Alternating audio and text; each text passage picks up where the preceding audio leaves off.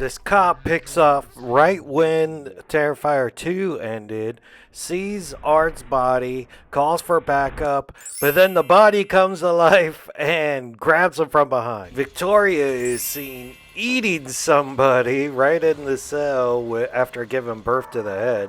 Yeah, the Clown Cafe girl and Chris Jericho were like the nurses on duty at this time, and she's the one to come into the room, and all you see is her being eaten.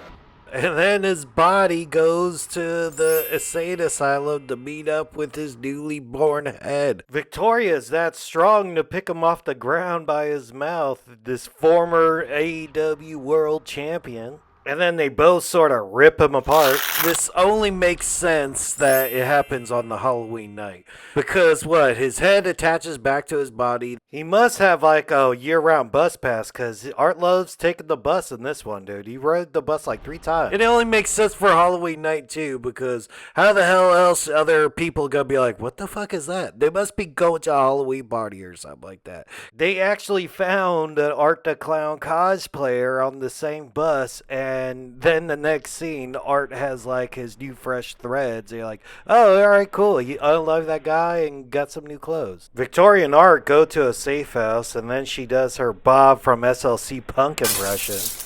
Yeah, Art and Victoria, they decide just like, all right, dude, let's just wait out 5 years. And they go to like sleep mode until Demolition Crew comes by one day and, you know, they're all full of cobwebs and such. And then they pop back to life. Victoria pops out of her tub and Art pops out of his like cobweb state.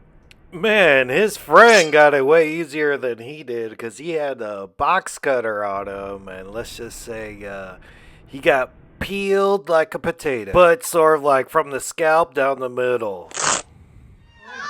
Art goes for a stroll, and it's Christmas time, I guess, when they woke up, and there's a bar.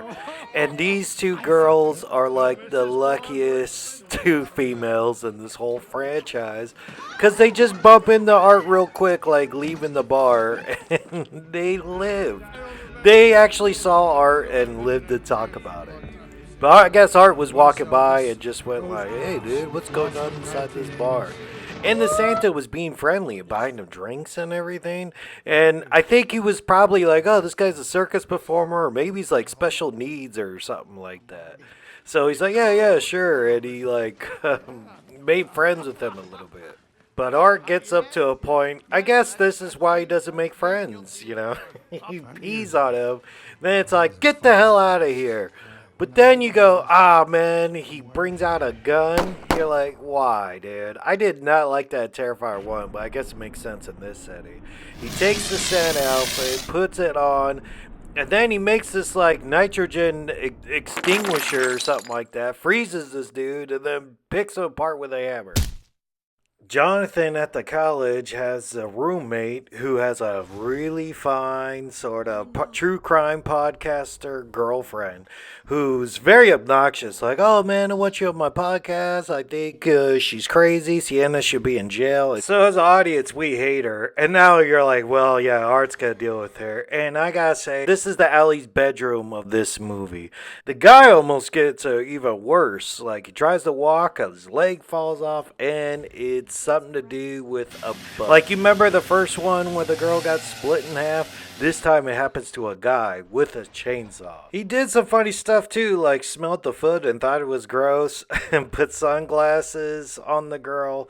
But yeah, the blood angel as well was pretty neat. So Sienna went on a solo mission to go get that sword, but she goofed and left it under the tree and fell asleep. Oh, the mom gave her like Xanax. But still, dude, she fell asleep. Sleep with that sword underneath your pillow, dude. Art the Clown comes to the house, beats the hell out of her, and then you see the body of the dead uncle, knocks her out with a mallet. They come to... The mom is tied up, and then he gets all Game of Thrones on her with Victoria's there too as a spotter and puts a rat down her mouth, and you're like, oh dude, that was totally on Game of Thrones. They unwrapped the cage and said, "That's Gabby's skull." Then they went, "No, dude, she's right here. But if you put glasses on the skull, that's Jonathan." I don't think they killed this fool, like, off screen like that. Yeah, you could have messed with him, like, "Hey, man, a lot of people wear glasses. I can't tell that's him." Or he was like, "All right, we got to break down their spirit so I can eventually possess her." And they're still trying to break down her spirit, and they go, "Here, open this gift." And they just got overconfident, and the gift was the sword, and she was able to chop Victoria's head off, stab Art, but then a hole opened up in the ground and swallowed Gabrielle up, and she was unable to get her. It swallowed her up, and Art made his escape and got onto a bus. That's bold because it's not Halloween time. This is Christmas time. So, shit, I guess you gotta wait till part 4 to see what happens.